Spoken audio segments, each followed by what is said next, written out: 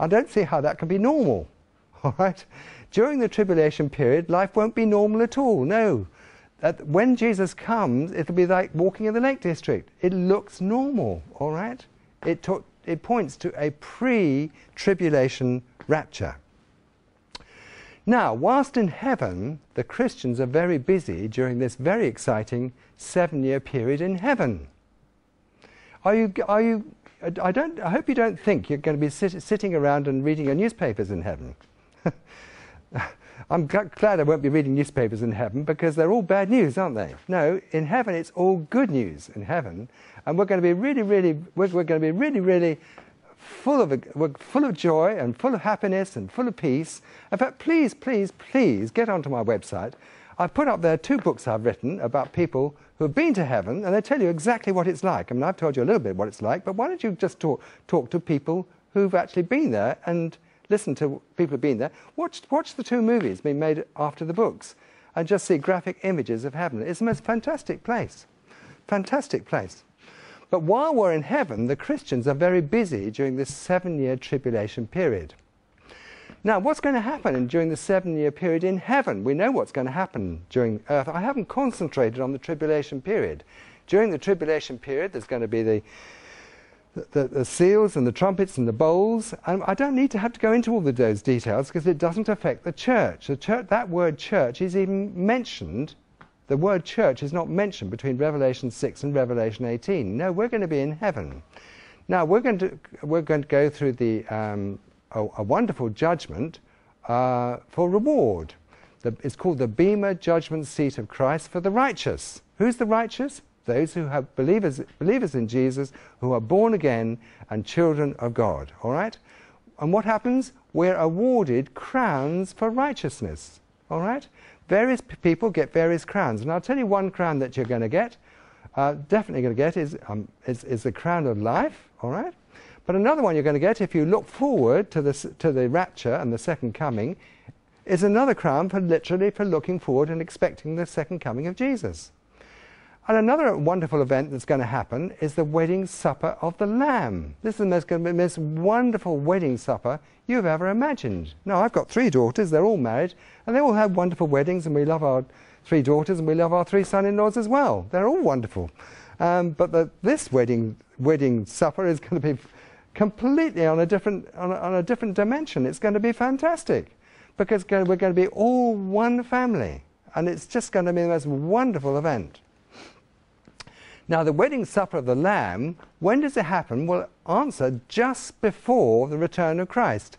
Because during the tribulation period, millions of new believers, millions of people become new believers, because the 144,000 Jewish evangelists are very busy, and the 2 witnesses are in Jerusalem, and they're preaching all the time. And these new believers, they're executed by Antichrist, most of them.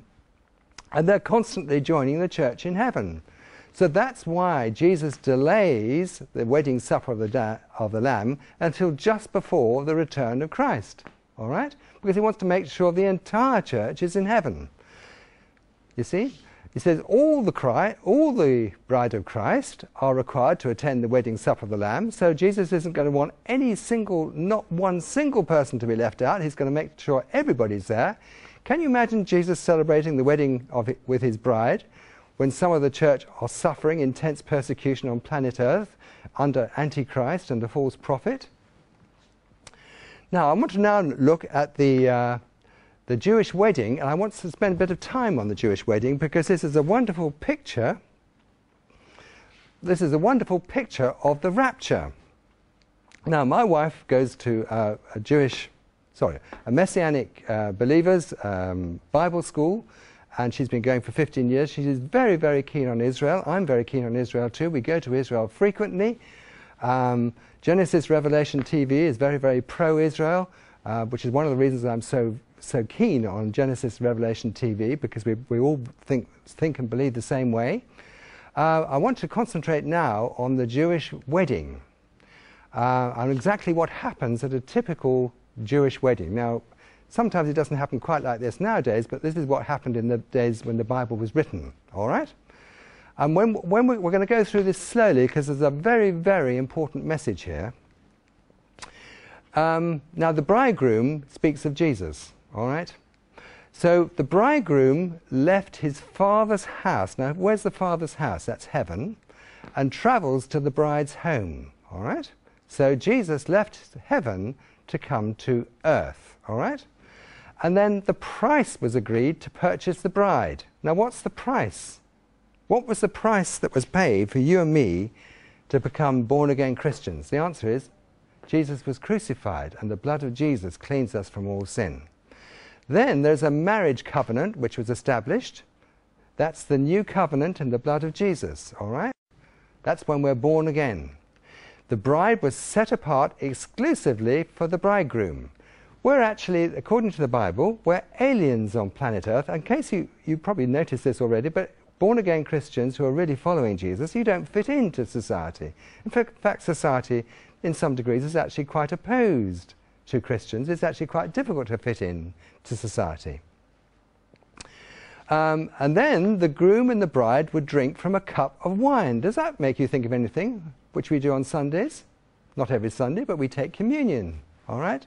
Jesus said to take communion and to think of his death until he comes again, all right? The groom then left the bride's home and returned to the father's house. Now, in the typical Jewish wedding, the groom left for a period of 12 months. Actually, Jesus left in 33 AD, and he's still not here, all right? So he's been gone for a very long time. But the point is that the bride, that's the church, would use this time to prepare for her married life. And that's what Christians should be doing now. We should be preparing ourselves for the return of Christ.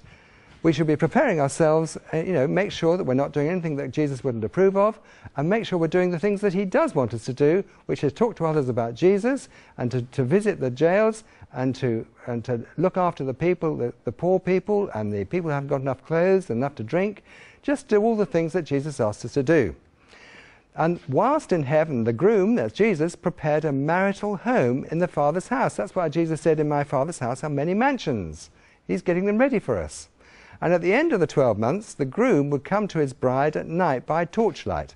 Now, unfortunately, half the earth at any one time is in daylight. So that analogy is not going to work, because the rapture is going to happen at night time for half the people on the earth and at daytime for the other half of the people on earth, all right? But there's going to be a rapture. Whether it's nighttime or daytime, we're going to be raptured and go to heaven, all right? Now, very importantly, the bride in the Jewish wedding didn't know the exact time of the groom's coming. The bride didn't know exactly when it was going to happen. But the groom's arrival would be preceded by the shout. And that's in 1 Thessalonians 4. Remember we read that? The wedding party would return from the bride's home to the groom's father's house. So the wedding party would return from the bride's home to heaven, the groom's father's house. And the wedding party would find that the wedding guests had assembled already. All the believers who've died and gone to heaven ever since creation, really, will all be in heaven waiting for this last remnant of the church. All right? And the bride and groom would be escorted to the bridal chamber. It's called the wedding supper of the Lamb. And the wedding guests would begin the wedding feast for the next 7 days. Now that number 7, very important. We talk about that in one of our teachings, which I believe is very important. The Bible is supernatural. All right, so we'll talk about that in another teaching, this important day 7. But those 7 days represent the 7,000 years, those 7 days represent the 7 years of the tribulation period. And during these 7 years, the bride remains hidden in the bridal chamber. You can't see the Christians on earth because they're not there. They're hidden in heaven. That's it. And then the groom would bring his bride out of the bridal chamber, and the bride would now remove her veil. The groom, that's Jesus, would bring his bride out of the heaven, and everyone can now see who the believers are because they're following Jesus.